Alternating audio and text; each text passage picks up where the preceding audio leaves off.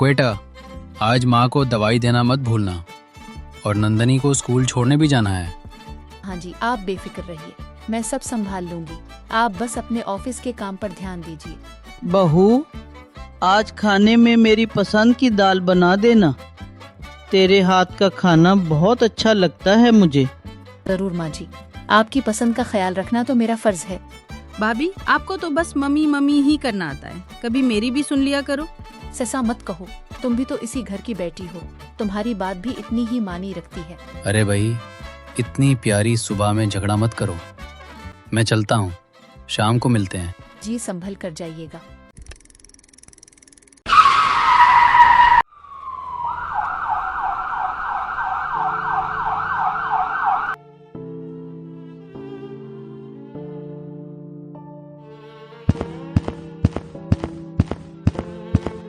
मुझे अफसोस है, हमने पूरी कोशिश की लेकिन राजेश जी को बचा नहीं पाए। सड़क हादसे की चोटें बहुत गहरी थीं। नहीं, ये नहीं हो सकता। मेरा बेटा, मेरा उकलूता बेटा।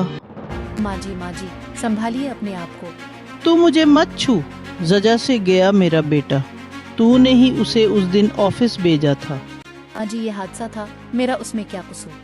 भाभी, अब बस भी करो।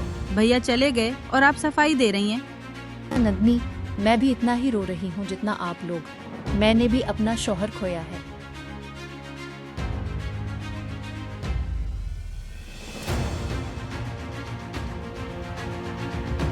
मम्मी, अब इस भाभी को यहाँ रखने का क्या फायदा? भैया तो रहे नहीं, अब ये किस हक से इस घर में रहेगी? सही कह रही है तू, इस घर में अब इसकी कोई जरूरत नहीं। माँ जी, आप ऐसा कैसे सोच सकती हैं? मैंने कभी इस घर की खिदमत में कोई कमी नहीं छोड़ी। खिदमत से पेट नहीं भरता बहू, अब तो एक बोझ है इस घर पर। मैं बोझ नहीं हूँ माँ जी, मैं मेहनत करके अपना और अपनी बेटी का पेट पाल सकती हूँ। बस मुझे थोड़ा सहारा चाहिए। सहारा? पहले ही बहुत सहारा दे दिया इस घर ने, अब आप अपना रास्ता देखिए।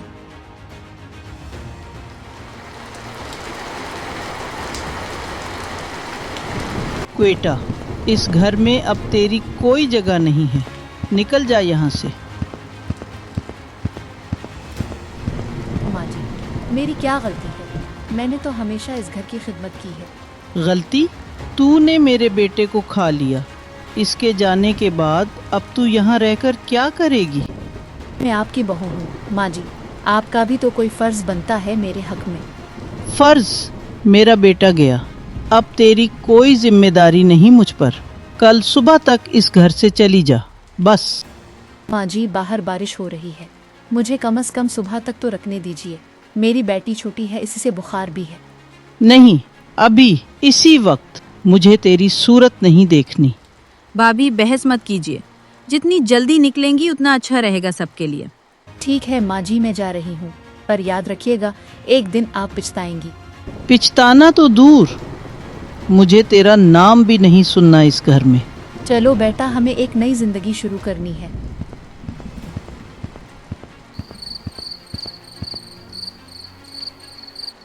ऊपर वाले का बाप मेरा कोई नहीं, पर मैं हारूंगी नहीं, मैं अपनी बेटी के लिए लड़ूंगी। मम्मा, ठंड लगी है। बस बेटा, थोड़ी देर और, मम्मा तुझे कहीं महफूज लेकर जाएगी।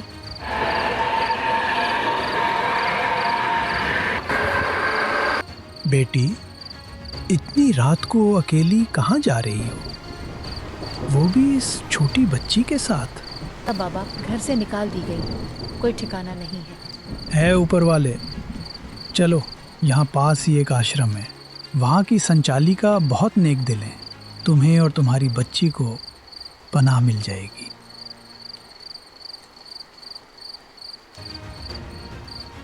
बाबा, आपकी बहुत मेहरबानी, मैं ये एहसान कभी नहीं भूलूंगी। हिम्मत मत हारना बेटी, जिंदगी में जो टूट कर भी खड़ा हो जाए वही असली जीतता है।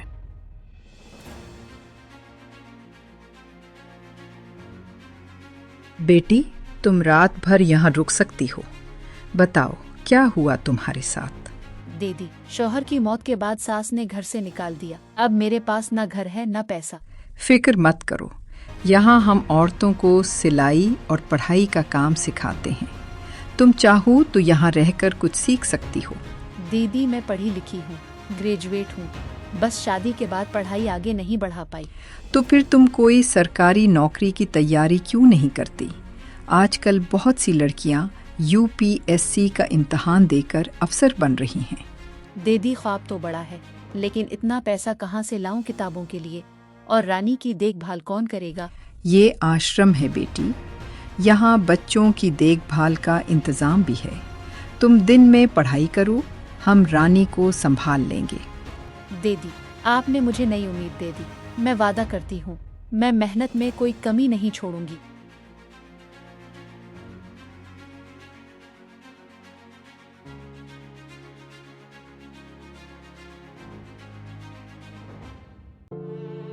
आज का टेस्ट फिर खराब गया, शायद मुझसे नहीं हो पाएगा ये।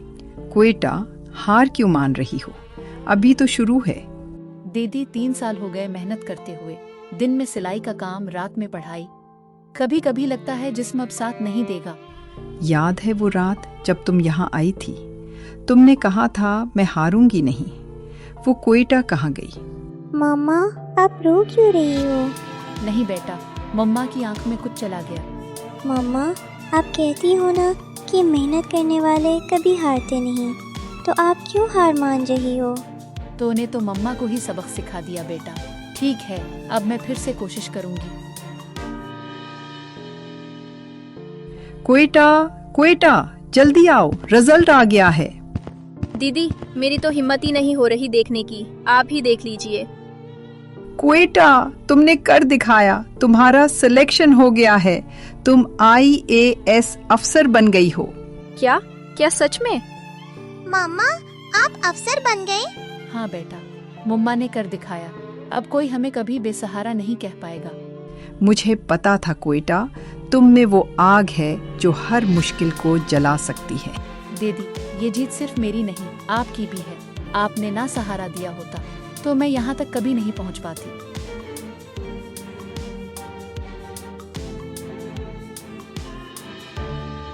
क्वेटा जी, याद रखिए, एक कलेक्टर सिर्फ अफसर नहीं होता, वो अवाम का खादिम होता है।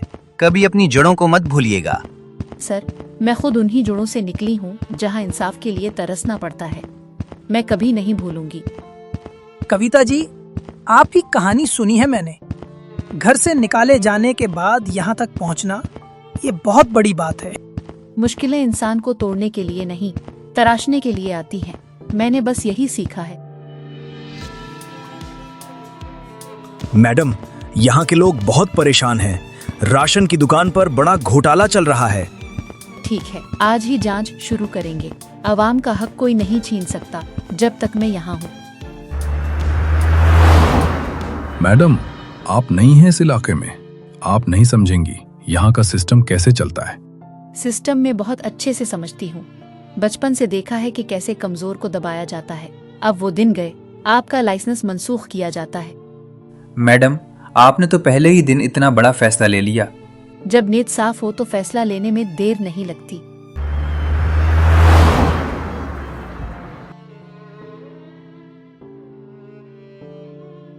मैडम, आपका तबादला हो गया है और मैडम ये सुनकर हैरान होंगी, आपकी नई पोस्टिंग आपके ही आबाई जिला में हुई है। मेरे आबाई जिला में 10 साल हो गए हैं मैंने वो जगह छोड़े हुए। मैडम, आप ठीक तो हैं? आपका चेहरा उतर लिया। हाँ, बस पुरानी यादें ताज़ा हो गई। ठीक है, चलो नई जिम्मेदारी के लिए तैयार होते हैं। मामा हम अपने पुराने घर के पास जा रहे हैं। हाँ बेटा, शायद चाहते हैं कि हम अपने माजी का सामना करें। मैडम, आज गांव के मुआयने पर जाना है, गाड़ी तैयार है? ठीक है, फाइलें साथ ले लो। आज हमें राशन की तकसीम की जांच करनी है। मैडम, ये वही गांव है ना जहां आप, मेरा मतलब? हाँ, यही मेरा गांव है। 10 साल बाद जा रही हूँ। चलो। मैडम, अगर आपको गैर आरामदेह लगे तो हम किसी और अफसर को भेज सकते हैं। नहीं, मुझे खुद जाना है। कुछ अधूरे रास्ते हैं जिन्हें आज पूरा करना है।